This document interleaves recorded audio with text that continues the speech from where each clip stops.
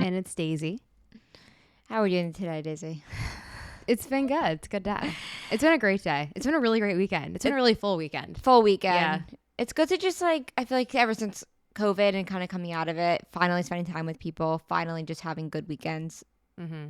Yeah, it feels really good to be social and have time for yourself as well. And we spent a lot of times not being on our phones this weekend, like actively avoiding it. Not avoiding, just like not falling into the trap of being on your phone. Yeah, and not being on your phone, you realize like I'm addicted to my phone. I'm addicted to my phone. Yeah, it makes the weekends the dopamine really, hits. There's so much dopamine in the phone, and just trying to be present as hard as it is, honestly. But speaking of COVID, last weekend we went to our first wedding together since ever. Well, you could think that like this was like our first event. I feel like that we went to. You have to preface it like we met in July 2020. So the first part of our relationship was like a bunch of lockdowns happening. So we never really like socialized in groups. That was a newer thing that we kind of were starting to do last summer, and which sounds crazy, but we also hadn't gone to like any major life events, weddings, parties, big parties on big scales. Nothing like the wedding we went to. I feel like we would hang out so much in my apartment, and then we would go to small events, and then there'd be another lockdown, and we never really got a chance. It was like constant lockdowns, so we never got that chance to hang out and be around other people in large group settings. And a big part of a relationship is figuring out how you operate in the world. And a lot of the times, that's how your initial relationship starts. You start hanging out with friends, you go on dates with friends, or, things like that. Ours is the complete opposite because of COVID. We literally started dating and just spent like a year and a half in this apartment together alone. Yeah. We did it like the reverse. And now we're finally entering into the world. And what comes with that, honestly, is another layer of processing your sexuality. Yeah, it does. Because not only is this our first relationship with someone of the same sex, it's also our first times kind of like being out in our sexualities. And we joke that we forget we're not straight. I forget that I'm not straight all the time. All the time. It's like we're not straight. Like I'm looking at you right now. I'm like, you're straight, right? Like it's because I think we both lived mostly all of our life, except for the last 2 years, straight. Right. And honestly, I think there's a large part of me that kind of hasn't want to identify as anything, because part of that is internalized homophobia. Mm-hmm. The other part of it is not really knowing how to identify, because frankly, my sexuality has felt very fluid. And being put in a situation like a wedding, all of a sudden you see everything so clearly. Mm-hmm. In a wedding, it's very, the gender roles are very clear in a wedding. First off, the men are in if you go to a black tie wedding, which is what we went to, the men are in tuxedos. They all have their little bow ties, and all of the girls are in dresses. And first off, when Sophie and I were taking photos, kind of first realization was like, we're both in these like long dresses. So you see everyone taking photos like with their boyfriends or husbands or whatever, their dates, and the balance, you just see it. It's like men, women, men, women. And it's almost like we take a photo together and it seems less than because one of us wasn't in a suit. We're both feminine and we didn't have that polarity. Mm-hmm. So that was kind of the first. It was uncomfortable. That was like the first phase of it. Yeah, I guess just to back up. So we got there on Friday. There's a welcome party. And then Friday night at the welcome party, I didn't really feel that weird. I mean, it was my first time being around like my law school friends, some of them, and their fiancés and friends in a relationship. And I've noticed it takes me a while kind of to work my way up to wanting to be PDA with you. I don't know if I'd be that way with a boyfriend, honestly. I think it's just I get scared. People are judging me. Mm-hmm. I really do. But the welcome party was fine. And then Saturday happened. We went to the beach together, and that was great. I felt great on the beach. Honestly, I wasn't judging myself. I was just okay. I'm having a good time. We were just wearing what we would normally wear. And the big difference here with the beach and the wedding is when you're on the beach, you're not playing a role of any gender. You're not playing into the role of any gender stereotypes. And let's not forget, typical weddings are so gendered. It's like you have the bridesmaids on one side and you have the groomsmen on one side. Like it's like typical weddings or traditional weddings are the like quintessential boxing of sexualities. Like it was crazy. It's like the stereotype. It's like the epitome of what it means to stereotype men and women in this world. Yeah. And not that that is like a bad thing. It is just a thing. It just is what it is. But as both you and I, who our sexualities are evolving, whatever they are, you start to notice like, I don't fit in that box, or that I don't fit in the boxes. Yeah, I think it's really important to clarify. It's not that we have any judgment on the way that this is. Like, there was the most beautiful wedding. It was amazing. Yeah. It's more so analyzing how we personally, being two women in a relationship together, how we feel going to a wedding. Yeah, 100%. A straight hetero wedding. And how we felt not insecure, but for example, like after the beautiful ceremony, we went in to the reception. I'm not good with wedding lingo. The reception. Reception. Where, you know, like there's like the intro dance and they're dancing. And I noticed, and something I did notice is the venue was cold. It's Miami. It was a really cold venue. I was really cold. And I was like, first off, I wish Sophie could give me her jacket that she doesn't have because she's wearing a dress. Like that was the initial like, oh, like I want to be taken care of in that way, because that's what I was always told. Like, my boyfriend there will take care of me with making sure I'm warm. Yeah. But in this instance, like, we are confined to dresses because that's what women wear to weddings. There was something about, just to draw a parallel between the welcome party and Friday night, where I'm wearing a kind of longer dress, you're wearing a shorter dress. Something about that, you have that sense of polarity. And we've said polarity before. I think it's an important word to kind of use in this episode because, and I've heard my therapist talk about polarity. I think polarity is important in relationships because it helps you to reflect back yourself. Helps you to see yourself because you're seeing it through the lens of someone who feels different than you. And I think we have, even though we're both women, I do think we both have polarity to each other. But what I think is interesting, and like we both are like feminine presenting, not to say that there aren't like other couples that are two women and one is more masculine presenting. So there is that natural polarity in a way. But I think just for the way we feel comfortable in clothes, it's the polarities there, like verbally and personality wise. But when it comes to like being forced to be into the same dresses, it feels uncomfortable. Because, like, that's not really us. But going back to what you were saying, like, yeah, I was in a shorter dress. You were in a longer dress. Like, they were also more casual clothes. It was not the wedding. And then Saturday came along. And I just want to go back to, like, so we go downstairs in the hotel.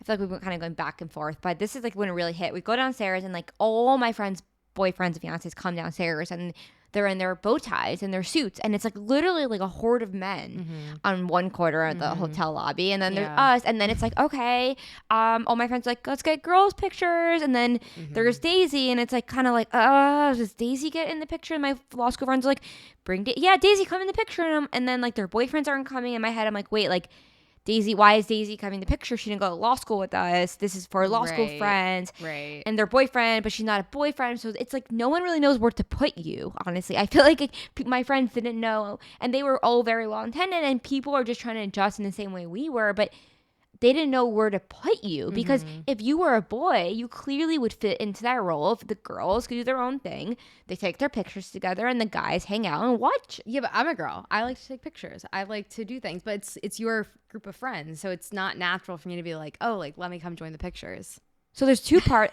So there's two parts of thought on this for me. It's like, number one, should you, just because you are not like part of that friend group, should you still not be in those pictures? And then even though you want to be in the pictures, and then second of all, like, it's like, I guess I don't really know the second point, but it's kind of like, should there be that separation to begin with, of like girls have their girls and their boys are separate? And then, well, I think that's a good point. And I have brought this up. You know what I'm asking? Because I feel like that's kind of confusing the way I phrased it. Well, I think what you're asking is like, should I be fitting into gender roles, right? Or should we force you to fit into the way the guy would, which means that, like, okay, because you are my significant other, you should not be in this picture. Well, I think the beautiful thing about it is that it is up for interpretation to how we want to play that out. And I think that's what my therapist has said to me. I've brought this up before, like pre-wedding, about like other events. And what's interesting is that, like, you can, well, I think, okay, just to back up a little bit, going back to the wedding and how the gender norms are just so clearly defined.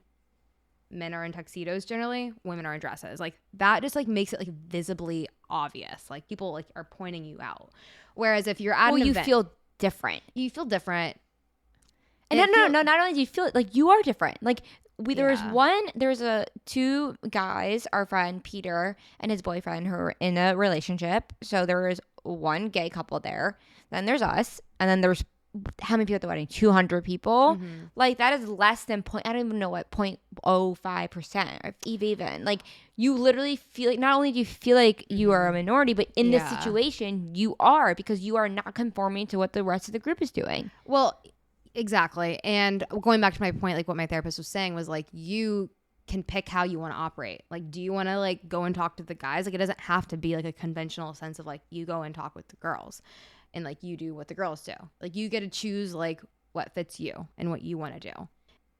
These high pressure situations, I call them high pressure because like you're kind of uncomfortable. You're in a new character in these new clothes. Like it makes it a little bit more uncomfortable. And I think everyone may feel that way. Maybe I'm wrong. Just like you're in these dresses and everyone like straight people too. Yeah, I just think that like maybe like when you're at a wedding, you're like, oh, like I'm in this like I'm dressed up. Like you might not feel you're most comfortable. Well, a wedding in and of itself, you're dressing up as someone who you might not identify with. Mm-hmm. Like you're putting on all this makeup as a girl or as a guy. You're in this tux. Like I'm sure I have boyfriends who don't really identify with. They don't want to wear tux. For sure. No, I think plenty of people are like, all right, like let's get this off.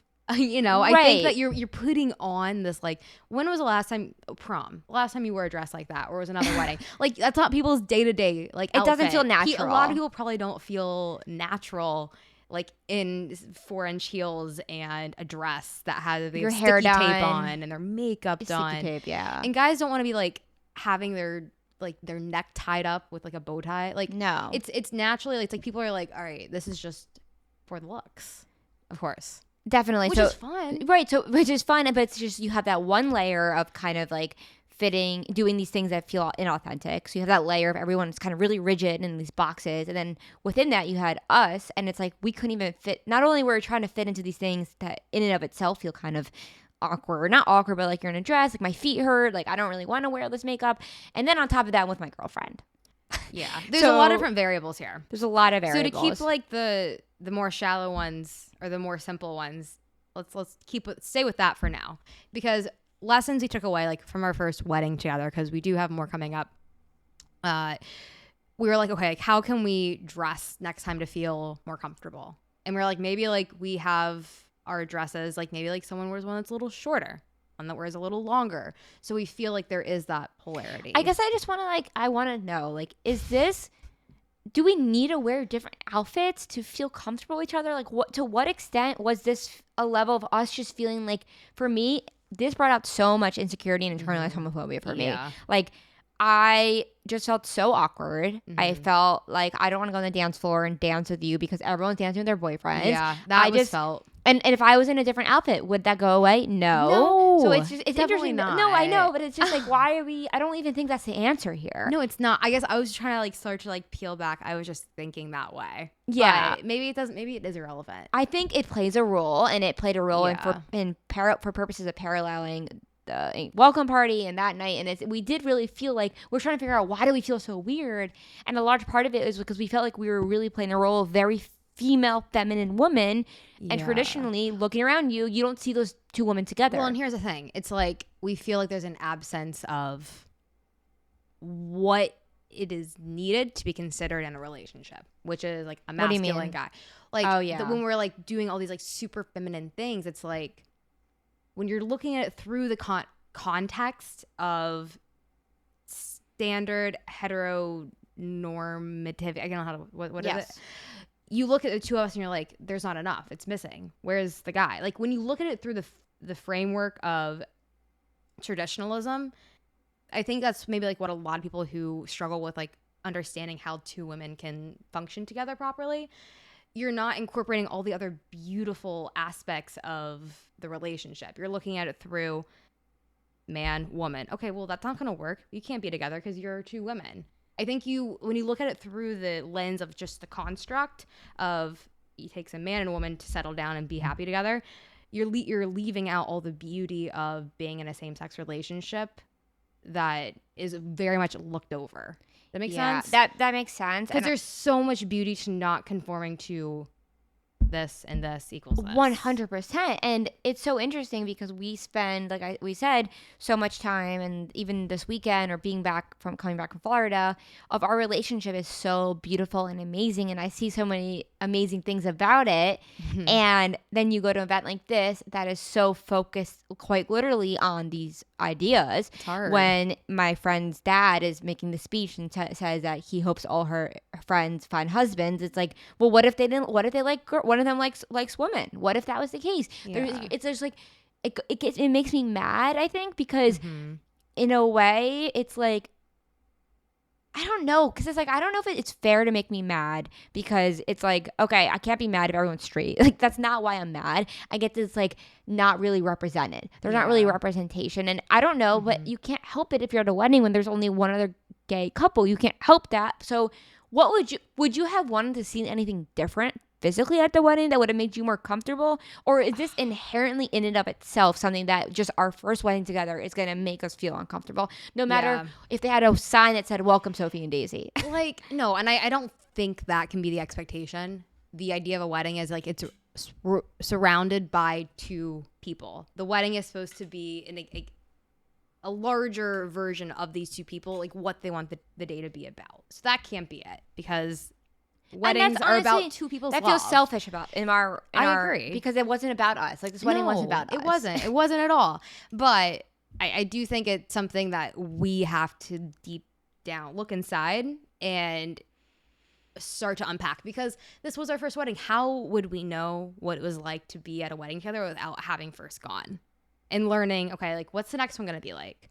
How can we think on how it made us feel, and how can we work through that to feel better prepared for the next wedding? Exactly. Because I think it's easy to forget when you're going through change in your life that this feels weird because I have not experienced this yet. Like, of course, this first wedding, my girlfriend, feels weird because I had not experienced this yet. This is my first time with her. It's my first time coming into an event with a girlfriend. This is something I had envisioned for so long, and this is the first time it's happening. And of course, you're gonna take a little bit to, like, get acclimated and adjust. Yeah, and well, of course, what did we do after we left the wedding? We were looking for representation of same-sex couple weddings. Oh, right. And it's beautiful to see. You're like, oh my God, like that is a thing. You perceive it in a totally different way. But I don't know what I'm saying. No, you do. And I guess one thing I want to ask, so me with parents who did not accept my relationship, and I'm at this wedding where I hear my dad in my head, and he goes, I have heard, like, he said it to me so many times, like, you're going to look at all your friends' husbands and be jealous. Like, he would say this to me, like, you're gonna feel like you're missing something. So I'm at this wedding, and I heard his voice in my head as I'm looking around to my friends' boyfriends, because they're taller than them and they are complimenting them. So I want to know from you, to what extent was your uncomfortability influenced by my uncomfortability? And was this actually your own feelings, or was I kind of projecting my fears onto you? Well, I do want to, before I say that, I do want to, like, state that what your dad said, it's like he's looking at your relationship, or what he just said, through the lens of heteronormativity. Like, thinking you can't have a happy relationship with another woman when you think that the typical stereotype of, like, a man and woman is the best and only way to be, because you're missing the point. And I wish I had a good analogy for this, but it's like, if that's your frame of reference for what a relationship is, how are you gonna see the beauty? Like, okay, you're jealous that your boyfriends are tall and they're there to protect you. Well, it's like, well, what do you value from your relationship? Is it that your boyfriend is tall and can protect you? Or is it that, like, there's another aspect about your girlfriend that she does something that makes you feel more loved? And you know what I mean? Like, you can't put a square piece into a round hole. Well, can I respond to that before you answer my question? Yeah. When we came home from the wedding, and kind of what I was thinking is, all right, what do I really value here? Do I really want, is my relationship, is it made up of small little sequences in which my partner gives me their jacket. No. Does that matter? My relationship is like the love that we share. And that's like, what you see in the movies. Yes, because that's love. But that, right? But that's the issue here is like you go to a wedding and how love is being portrayed is through these little actions, right? It's like you have the speech and it's like, I'm so happy that I have a new son-in-law and he's going to take care of you. And the things that we actually do not look for in each other are getting highlighted by the very nature of the wedding, because that is kind of what the foundation of a weddings are about. Mm-hmm. I am the dad of the bride. I'm giving you to the soon to be husband. I'm giving you away. You're gonna take care of her. Mm-hmm. This is what the foundation of weddings is. This is why you're gonna be happy. But then you're like, that misses the whole point, because our relationship is so much more than that. It is. It's like I don't even need to like get married to you to solidify that. No, I literally don't need to. I don't need to. Except for the fact that if you were in a hospital, I need to have legal right for like rights. Legal rights. Yeah, knock on wood. But like, if you boil it down to the wedding we were at, it was beautiful. It was emotional. We all cried, and we watched the video of the same-sex wedding that I don't know, it was on social media, and you cried. It doesn't matter who walks you down the aisle. It doesn't matter. Like, yes, if that person's not in your life or if they're not here anymore, it's going to feel bad. But like, if both your parents walk you down the aisle, it doesn't just have to be your dad. It doesn't have to be this. It could be your uncle. It could be your best friend's dad. It could be anyone. And it's going to be emotional, because weddings are beautiful because you're seeing two people who love each other. And it doesn't matter who it is, what they identify as. It's like, if these two people are there and they love each other, everyone's going to see that, and it's just being highlighted. So the way that it goes about, it doesn't matter. Like, everyone's going to see how pure and beautiful it is. Well, ultimately, you're celebrating love, right? Right? So why does it matter how it looks? Two things. And I still want to hear the answer to the question I asked. But two things. Number one, like, you don't even have to walk down the aisle, right? You don't have to have a wedding in that traditional sense. If you choose to do so, great. That's beautiful. But you don't have to do that. You don't have to get married that way. Like, no. It might not be fitting to you. It might not be fitting. And that is something I think is so important to realize. Yeah. When you're thinking about your future with your partner or your career or anything, you don't look for the path to be paved in front of you. Pave it for yourself.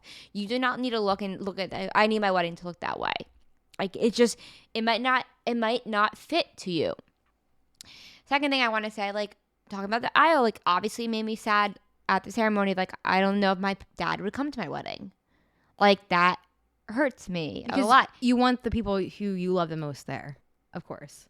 So, on another note of why it was so hard for me is because I'm at the point in my life and in our relationship where we've been dating for like basically 2 years almost, and my dad has not met you.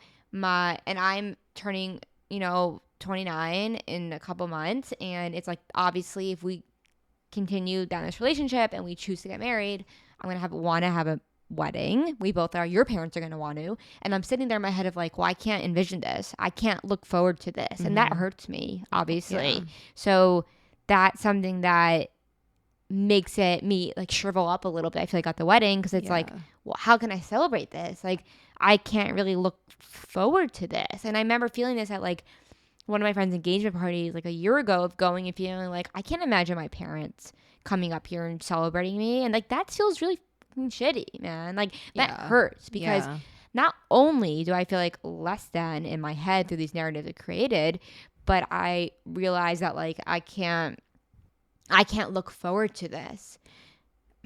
Yeah. And that's in this moment in time right now. Yeah. And I think, unfortunately, with weddings, with holidays, they shine lights on family problems. So definitely, whether your parents don't accept your relationship, whether there's family tensions, whether there's, deaths, whatever it is, it highlights those insecurities and those difficulties. And you want everyone to be able to come together and celebrate you and put that first, because it's a special day, and that's what they're meant to be for. And the whole thing about weddings and holidays and all these things is that they are predicated on the assumption that everybody has all those requirements to meet that perfect holiday. Like, okay, Thanksgiving means that you have a family with 2 parents who are living, and you have siblings, and you're all going together to your grandparents' house who are living. And then I always see posts on social media like Father's Day of like, this goes out to the people who lost their fathers, who don't have a relationship with their fathers. And this is something more than just sexuality. It is. This is just about being aware in life that not everybody is in the same place as you. Not everyone, if we're talking about like, is privileged, not privileged, but is identifying with the large amount of representation, I guess. I mean, I saw like one of my friends like crying during the wedding because I know her dad passed away recently, and in a way I can like identify with that feeling of loss. Obviously not everywhere to the extent, but it's still that general overarching feeling of like, I'm missing something that this person has. And you know what? It's like weddings, holidays, big events. There's the expectation that it's going to be perfect, which is ironic because life is rarely ever perfect. So you can think of moments that were like my college graduation. It was so fun. It was a really beautiful moment. But I didn't have really an expectation. And this is a very lame example, but think of like New Year's Eve. It's supposed to be like the beginning of the year. It's like you have this huge expectation for this holiday, and it's usually crap. My point in saying that is that like weddings, you put these huge expectations on them to be perfect. In the holidays, like you put these expectations on them to be perfect. Yeah. Which you can't just change life for a quick event. You can't. It's interesting with weddings. You really do put so much pressure on it being a certain way. It has to be what's supposed to be the most memorable day of your life, right? So of course you have this expectation, and to me, like we've talked about, what if I'm like not in a good mood at my wedding? Like, what if you wake up the next morning and you're like not filled with dopamine because you're so excited to have gotten married? Like, the way our brain works is that a lot of time we don't really feel good on days we want to feel good. Like, I've thought of so many times where I was like on a beautiful vacation or doing something that I was like, I should feel really good, but I don't feel really good right now. Yeah. And it's that pressure, the external pressure of even this past Friday where it was like a beautiful day and I was like, I don't feel good right now. I felt like really upset, but it's Friday after work and I feel like everyone around me is going to get drinks and everyone's doing all these things, and it's trying to force your body and your brain or to feel happy in moments when you just don't feel happy. Because you want it to match the weather. And the point about a wedding is that, like, say last Friday, whatever, you were like, all right, you know what? I'm going to resist the temptation to feel like I have to go out and do these things. That's what everyone else is doing. And I'm just going to honor how I'm feeling. You can't do that with a wedding.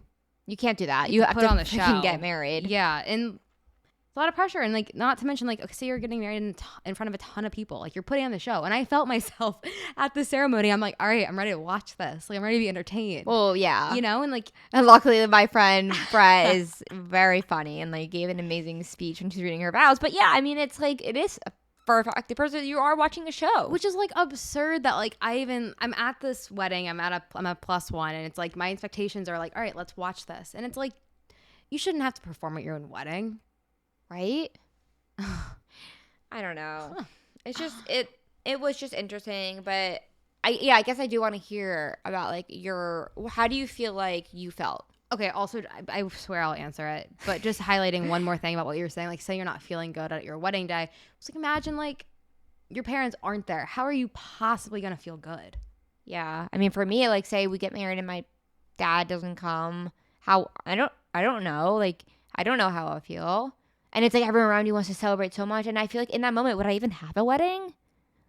Like, would that just be miserable?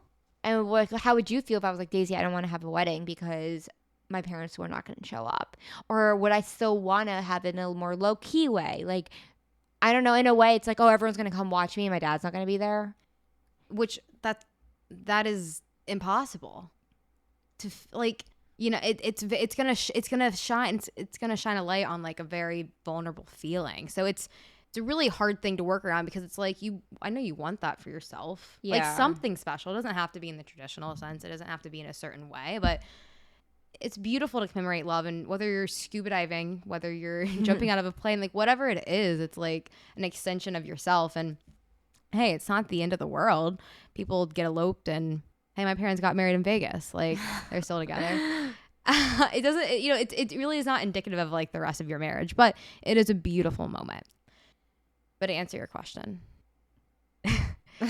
yes, I think that I noticed you were feeling uncomfortable, and I noticed it like on the dance floor, and it definitely made me feel like kind of like sad a little bit, because I was like, I feel like Sophie doesn't want to dance with me. That's kind of sad. How did you notice? I felt like you didn't want to like hold me and dance, because it kind of felt like you were like, you had like a glass wall up next to me. Like I kind of just felt like I was your friend, honestly. You didn't. Even for reference, Daisy hasn't told me that before. I mean, I guess we haven't really recapped the wedding. Well, yeah, it's like we felt like friends. I felt like your friend on the dance floor. And in that moment where everyone's with their boyfriend and like holding them, it's like, I don't want to feel like your friend, because I'm not. That's exactly what it was. Like we felt like friends at the wedding. And I've had this feeling before. I don't remember when, but I think maybe just recently after like coming into our relationship, of feeling like I don't know how to feel like we're in a relationship. And I think I fell back into that of like, I don't know how to dance with you and do all these things, and because I'm judging myself. And it's very important to note, people were beyond welcoming of us. Yeah. Everyone was accepting. It was so cute. Brett had a little like name tag, and it was like Miss Daisy Ford and Miss Sophie like Alvey. Everyone, like my friends are so accepting. There's nobody there who is making me feel uncomfortable but myself and my own opinions.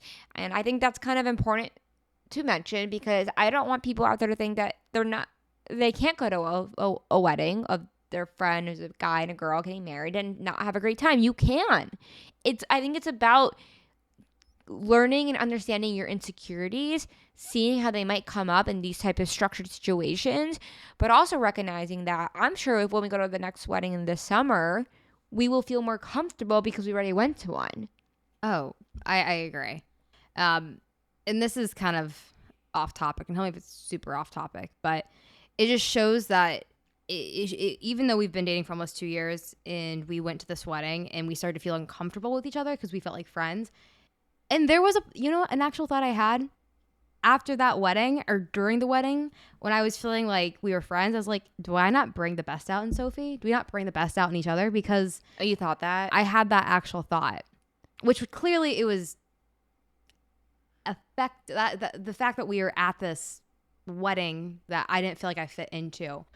It brought that feeling up, and it was because we don't fit in that environment, quote unquote. I don't think that when I'm hanging out with you in New York and we're going and doing things, like, never think that. But what the off-topic point was going to be was our second date. So our first date that we met was in a park, like, very casual, no expectations, wearing casual clothes. Our second date was very different. It was funny. I remember I was walking to meet Sophie, and I remember seeing her from a distance, and she had this like black shirt on. It was like kind of low cut, and she had it was a shirt I wear out with all the boys. Yeah. And then she had a purse, and like, I remember like thinking like, okay, interesting. This feels weird. And then we went and we sat at a restaurant across from each other. And it's funny because we were just recapping recently. It's like, we were trying to fit into like a traditional hetero date, which of course that felt uncomfortable for us. And of course the wedding felt uncomfortable for us, because we're being in a same-sex relationship. Like, we float outside of that traditionalism. Yeah. And that's where our strengths lie. 100%. This is funny. This is funny because I feel like for so long in our relationship, what I was looking for is like, it's almost like I was looking at you. I was like, she's not a guy. So how do we do this? Like, kind of like, all right, like I showed up there in that outfit I'd probably wear going on a date with a guy, like expecting you to be like the boy. Do you remember what I wore? Something I don't know, something that I don't really remember. Me and Dave, I didn't even think we didn't really like each other on this date. No, I remember leaving thinking like, do we both talk too much? But if we think back, it's like we were on autopilot of like, you were just like telling me, you were just talking. It wasn't really. What did we even talk about? You were giving me like a tour of like your old stomping grounds in the West Village, your Alabama apartment. Oh my gosh. Yeah. Yeah, but that's no, I think that's totally on point and on topic because it goes to the point of when you're trying to fit into a role that you do not fit into, you will never get what you're seeking for. You will be in a constant seeking cycle of if I'm looking to date a boy and I'm dating Daisy, I'm never going to get that. And I think that's something you have to unlearn when you're in your first same-sex relationship. It's like we don't have to mirror masculine one side, feminine one side. Those traits that come with traditional masculine, you know, we don't have to mirror that. And I truly believe that is the biggest strength you have of being in a same-sex relationship. And it's so amazing because it gives you boundless opportunities to create whatever life you want. And sometimes I think when you do fall within those binds, that the next step and the next step and the next step of like the white picket fence to kids, like it all can sound really exciting because you fit within it. But as soon as you realize like I don't fit in this, maybe I'll think about something else. Maybe other people haven't had, maybe some people want that and that's great. Maybe some people just get so caught up in it that they forget that they have a decision if that's what they want to do or not. And there is a lot of pressure on women and men to go down that route. And it's kind of like you kind of get an out when you're in a same-sex relationship because a lot of expectations go out the door. That's really true. Yes. And I think it's a process of deconditioning yourself, though, to realize that it's okay that you don't fit into those expectations. Yeah. That's something I've struggled with a very long time of like, well, I'm not in a traditional relationship. And is that wrong? Is there something wrong with that? Is it wrong about this wedding with this girl who doesn't fit into the box of what all these other guys do? Is that wrong? And then you slowly start to remember like, that's just not, no, that's just different, but different is not wrong. But different is not bad. You know what?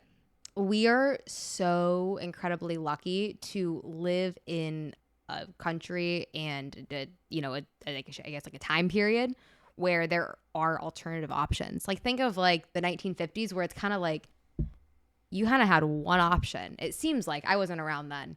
But I think it's safe to say that's the case. There's way more flexibility for choosing outside of marrying a man, getting a house, having a kid, not being able to get a credit card without your husband's name or a house. Like there's so much more legal options for us right now. We couldn't live the life we live right now if it was 1955. No way. Honestly, unless we were like super badass and like super underground. It's easy to, just like everything in life, it's easy to forget what you're so fortunate to have.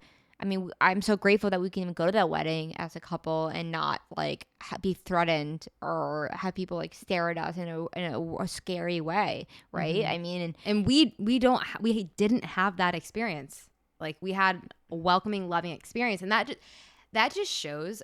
If it was 1955, like you couldn't have brought me as your date. No. So the fact that like an underground bar, but like the fact that we have to really let that sink in. Like yes, the internal homophobia is so real, and so you can't overlook that. It's super difficult, but at least it's in your control. Good point. It's something we can work on. Not being able to come to a wedding because they're same sex, like.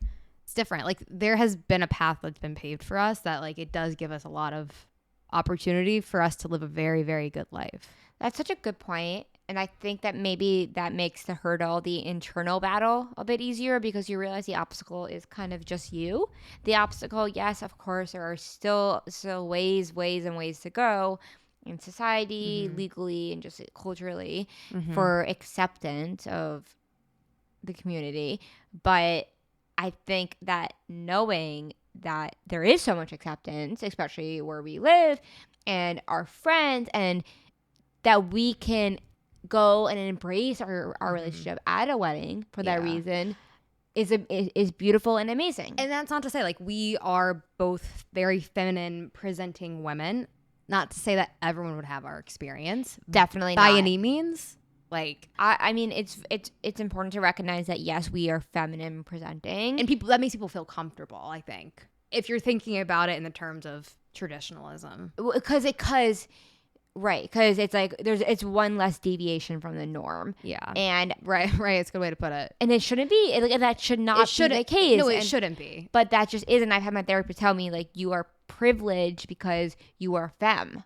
Mm-hmm. And that's something I've kind of failed to really think about. You know what's interesting? I was trying to understand something of like how someone could be trans and non-binary, and I started thinking, and I'm like, you know what? LGBTQ, anything within that, it doesn't have to make sense. Like, people try to like look at it through the lens of like being heteronormative, but it doesn't have to make sense. It might not make sense in that way. Like, it doesn't, like, the thing is that it's different and it's beautiful, and like, you might not fully understand it through the paradigm of like heteronormativity. Well, if you're viewing anything through the lens to compare it to straight life, you're never gonna get there. You're never gonna get there. You're missing the point. You're missing the point because it's so much more and amazing than. And I think the harmfulness with that it's not more amazing than being straight. Like, it's not what the point, but it's more and amazing than just fitting into a certain box that you are different than, and the fact that you are different is that why it's amazing. Yeah, there's so much beauty in it. And I think the beauty is missed when people look at like the difference. I think that can go with anything that's the difference. People get scared by it because they don't understand it, but I can't overemphasize how much power and beauty there is in non-conformism, or I mean non-conformity. Yeah. This has been good chat, because I definitely felt like I felt sad when we got home after the wedding, and I think I kind of felt discouraged, feeling like, is this just my future? But talking it out and realizing what we value and how amazing our love is and our relationship is, and even if it doesn't fit into one box, that doesn't take away from it. It adds to it, in my opinion. It adds to it. And it kind of confirms, like, I would never want to do life differently, right? Like, I don't want to fit into any other box. Like, this is so authentic, and this relationship is exciting. We're gonna die. Why would we just live how everyone else has lived? We're gonna die. Yeah, we are. Yeah, exactly. And it's in those moments of like, yeah, it's just, you gotta embrace it, man. You gotta embrace yourself. You have to embrace your sexuality, whether you're bisexual, whether you're non, like, wherever it falls, your gender, whatever it is, you gotta embrace it, because that's what makes you you. And of course, you are not going to look outside and see somebody that reflects you exactly, because you are you, and that's why you are unique. Mm-hmm. And recognizing that your strength is the fact that you are unique is what makes you so beautiful, because there is no other human being out there like you. Yeah. It's hard to lean into what makes you different. But as soon as you don't care what anyone else thinks about it, freedom. And freedom. And it's just amazing. It feels good because you're you. Exactly. It's amazing. Thanks for talking about this tonight. This was good. This is a good chat. This was helpful for me. I was like holding Daisy's hand at the end of the table. At the end of this, on the table, because I was like, it connects us. Honestly, it connects us to talk about this stuff. It helps us having this platform, having my TikTok. It gives us a reason to process all this, because while we're in this relationship, we're not watching it happen. We're not. We have to create content so that we can see it and it's reflected back to us. That's what we're doing right now. And guys, like, this is hard stuff. Like, this is hard stuff to process, and to have this platform to be able to talk about this stuff gives us so much strength, because we know that there's people out there who want to listen. And it's not like we're sitting here and we are like, oh, like, what should we talk about? Like, we actually, like, we're like, well, this is stuff that's at the bottom of our hearts is like bothering us, and we want to discuss so the world can hear. And so if I can help one person who goes to one wedding who's confused, and they can feel a little bit better, validated, because they know that we have felt this too, then they're not alone. That makes my day. Yeah, that really truly does, because it's like that's what makes my heart like feel really warm. Me too. It's creating community, and community is the core of everything. Community is the core of everything. Guys, thank you so much for listening. This has been a really great episode. As always, we are so, so happy to have you along our journey, because that's what makes this even more meaningful to us. And your support helps us process our feelings and, just move forward in life. Yeah. And having an audience who feels reflected in what we're saying only makes us that much stronger too. Because that honestly, it is at the end of the day. Because we're just you. We're the same. We're the same. And it comes back to validation. Like you guys as the audience is validation for me and for us and for our relationship. Yeah, because we don't have people that we can talk about this with, really. We don't. Honestly, we don't. Who understand it. So that's why we talk to you. So thanks again for listening. Super excited for next week. And I hope everyone has a great day. Thanks, guys. We'll talk to you soon. Bye.